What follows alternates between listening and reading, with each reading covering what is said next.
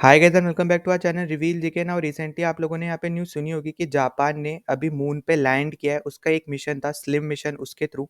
और इसके बाद यहाँ पे जापान जो है पूरी दुनिया का पांचवा देश ऐसा बन चुका है जिसने मून पे लैंड किया है। इससे पहले आपको पता होगा कि यहाँ पे यूएसए, रशिया, चाइना और इंडिया ने ही बस मून पे लैंड किया था। और अब यहाँ पे क्योंकि जापान ने लैंड किया है तो ये अभी तक का फिफ्थ कंट्री यहाँ पे बना है। और इससे से रिलेटेड आप न्यूज़ भी यहाँ पे पढ़ सकते हो। ये एनबीसी न्यूज़ का यहाँ पे आर्टिकल है। Japan slim spacecraft reaches the moon surface in historic mission. और ये जैसे मैंने आपको बताया था कि फिफ्थ कंट्री बना है, तो हम यहाँ पे अब बात करते हैं इस पर्टिकुलर मिशन के बारे में। तो यहाँ पे जो मिशन यहाँ पे बताया जा रहा है जिसका नाम है smart lander for investigating moon. ठीक है, इसी को शॉर्ट फॉर्म में ये लोग बोलते हैं स्लिम। और इसी का ही दूसरा नाम है द मून स्नाइपर। तो आपको ये दोनों नाम यहाँ पे पता होना चाहिए, आपको एग्जाम पर्सपेक्टिव से बहुत ज़्यादा इंपॉर्टेंट हो जाते हैं दोनों नाम। ठीक है, या तो आपसे स्लिम के बारे में पूछ लेगा या फिर द मून स्नाइपर के बारे में पूछ लेगा। और इस बेसिकली इस पूरे मिशन का जो प्रायोरिटी थी, ठीक है, जो इसका मेन एम था, वो यहाँ पे यही था कि ये पिन पॉइंट लैंडिंग करेगा। ठीक है, तो बेसिकली जैसा आपको पता होगा कि बाकी सब जितने भी अभी तक लैंड हुए हैं, ठीक है, जितने भी लैंडर्स बाकी सब कंट्रीज के, तो उनका जो रेडियस होता था, ठीक है, आप बोल रहे हो या तो डायमीटर, तो वो ज़्यादा एरिया में होता था। जैसे अगर हम बात करते हैं, जैसे मान के चलो आप ये 10 किलोमीटर्स तक का रेडियस है, तो अगर लैंडर कहीं पे भी लैंड करता है, ठीक है, इसी पर्टिकुलर सर्कल के अंदर, तो हम उसको सक्सेसफुल बोल देते थे। पर इस केस में क्योंकि इसकी प्रायोरिटी यहाँ पे पिन पॉइंट लैंडिंग की है, तो यहाँ पे जो एरिया इन्होंने रखा है वो यहाँ पे रखा है बस 100 मीटर का। अगर इसके अंदर ये लैंड करता है तो जाके हम बोलेंगे कि ये सक्सेसफुल हो चुका है। ठीक है, इसलिए बहुत ज़्यादा इंपॉर्टेंट टेक्नोलॉजी यहाँ पे यूज़ की है यहाँ पे जापान की स्पेस एजेंसी ने, जिसका आपको शॉर्ट फॉर्म पता होगा। JAXA, हम लोग जासा के नाम से हम लोग जानते हैं जापान की स्पेस एजेंसी का नाम। ठीक है, फिर साथ ही साथ जब यहाँ पे ये लैंड हुआ था तो यहाँ पे बताया जा रहा था कि जो इसके सोलर पैनल है, जिसकी वजह से ये जनरेट करता था इलेक्ट्रिसिटी, ठीक है, जनरेट कर पाएगा इलेक्ट्रिसिटी, वो यहाँ पे फेल हो गए थे। और इसी की वजह से जो अब इसकी लाइफ है मून पे, ठीक है, मून के सरफेस पे बहुत ज़्यादा शॉर्ट हो चुकी है इसकी, क्योंकि यहाँ पे ये जनरेट नहीं कर पा रहा है पावर। और इसी की वजह से हमें ये देखने को मिला है कि अब यहाँ पे जो उनकी नेक्स्ट जो मेन प्रायोरिटी यहाँ पे बन गई है कि जल्द से जल्द जितना ज़्यादा हो सकता है वो डेटा यहाँ पे कलेक्ट करे मून का। ठीक है, जो भी उनको यहाँ पे कलेक्ट करना है उस चीज़ से रिलेटेड, क्योंकि जो इस पर्टिकुलर जो यहाँ पे अब लैंडर और रोवर की जो पावर है, ठीक है, क्योंकि वो जनरेट नहीं कर पा रहे तो उनकी लाइफ बहुत ज़्यादा शॉर्ट हो चुकी है। इसलिए अब इनका जो नेक्स्ट टारगेट है वो यही है कि वो जल्दी से ज़्यादा यहाँ पे डेटा यहाँ पे कलेक्ट कर पाए। फिर इसी के साथ यहाँ पे आप देख पाओगे फूमियो किशिदा यहाँ पे पीएम है जापान के, तो इन्होंने यहाँ पे ट्वीट किया है कि it is very welcome news that the small lunar landing demonstration vehicle, ठीक है, इसी का शॉर्ट फॉर्म है स्लिम।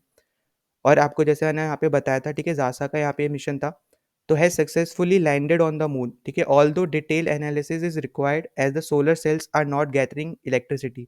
तो ये भी यहाँ पे यही चीज़ बोल रहे हैं, पर इन्होंने साथ ही साथ एक पॉजिटिव वे में यहाँ पे बोला है कि जापान के लिए बहुत ज़्यादा इंपॉर्टेंट मिशन था और यहाँ पे जापान की स्पेस एजेंसी ने ये अचीव किया है। और इसी के लिए यहाँ पे कॉन्ग्रेचुलेट कर रहे हैं अपनी स्पेस एजेंसी को। फिर साथ ही साथ अगर इसमें आगे बात करते हैं, तो जैसा मैंने आपको अभी थोड़ा टाइम पहले ही बताया था, तो सबसे पहले हम लोग अगर इसमें स्लिम मिशन के बारे में हम लोग डिस्कस करते हैं, तो यहाँ पे ये लाइट वेट स्पेस क्राफ्ट यहाँ पे यूज़ किया है, जो कि एक पैसेंजर व्हीकल के वेट के बराबर है। फिर साथ ही साथ जैसा मैंने अभी आपको बताया था कि 10 किलोमीटर का रेडियस यहाँ पे बेसिकली यहाँ पे यूज़ किया जाता है लैंड करने के लिए। अभी तक जितनी भी कंट्रीज़ ने लैंड किया है उन्होंने ये सब यूज़ किया है।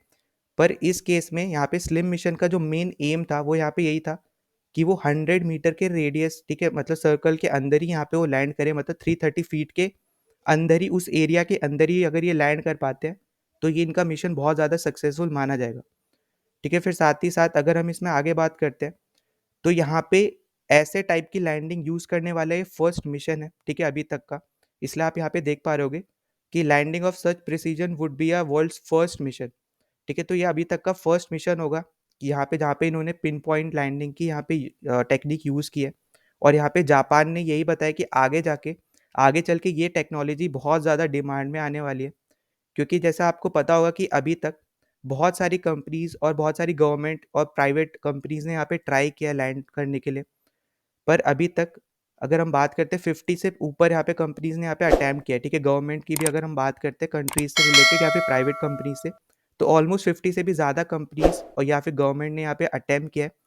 पर सिर्फ अगर आप देखोगे तो सिर्फ 5 बार ही यहाँ पे सक्सेसफुल हुआ है ये मिशन। तो अगर आप इसका रेशियो भी निकालोगे तो यहाँ पे ऑलमोस्ट लाइक 10% आपको यहाँ पे चांसेस मिल रहा है।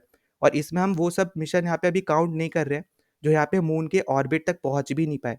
तो अगर हम उनको भी काउंट करते हैं तो ये 10% से भी कम का हो जाएगा। तो इसलिए आप समझ सकते हो एक तो बहुत ज़्यादा कॉस्ट लगती है इन सब मिशंस में, फिर साथ ही साथ यहाँ पे जो ये टेक्निक यहाँ पे यूज़ की जा रही है, उसके थ्रू ज़्यादा से ज़्यादा यहाँ पे पॉसिबिलिटी बनेगी कि जब भी यहाँ पे कोई भी ऑर्बिटर ऑर्बिट में यहाँ पे आता है, ठीक है? कोई भी स्पेसक्राफ्ट यहाँ पे ऑर्बिट में आता है, तो उस केस में यहाँ पे लैंड करना उनके लिए ईज़ी हो जाएगा।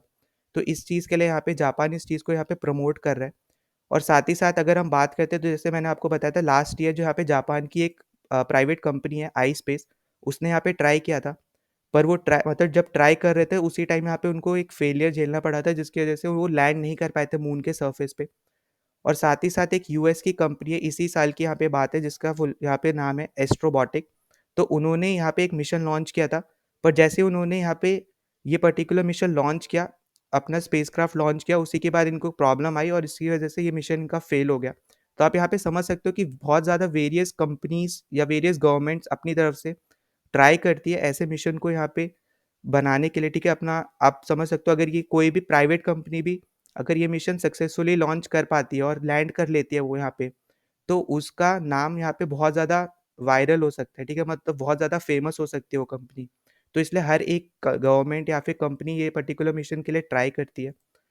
और साथ ही साथ अगर हम आगे बात करते हैं इस पर्टिकुलर चीज़ के बारे में, तो अभी यहाँ पे बताया जा रहा है कि अभी इसी साल यहाँ पे यूएस की जो जैसे प्राइवेट कंपनीज और भी हैं, तो उस चीज़ में यहाँ पे फायरफ्लाई और इंट्यूटिव मशीन्स, ठीक है? ये दोनों कंपनीज यहाँ पे ट्राई करने वाली हैं ये सेम मिशन को। और साथ ही साथ चाइना की भी यहाँ पे न्यूज़ आ रही है कि चाइना भी अपना प्लान जो है वो लॉन्च करने वाला है यहाँ पे लूनर मिशन के लिए, ठीक है? तो लूनर लैंडर यहाँ पे वो मे पर्टिकुलर मंथ में यहाँ पे लॉन्च करेंगे।